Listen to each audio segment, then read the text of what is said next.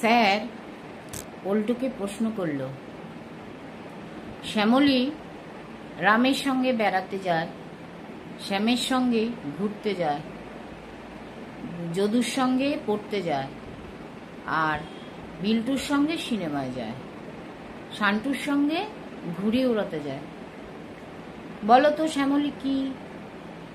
Sir Shyamoli কি আমি সেটা বুঝে গেছি, আপনি শ্যামলীর সঙ্গে আমার সেটিংটা কইরা দেন তো। আগে দোকানে লেখা থাকতো ঈশ্বরের সমতুল্য গ্রাহক, তখন একটা দেবতা দেবতা ভাব আসতো। আর এখন লেখা থাকে আপনি সিসিটিভির আওতায় আছেন, এখন নিজেকে চোর চোর মনে হয়। কি বুঝলেন? নমস্কার।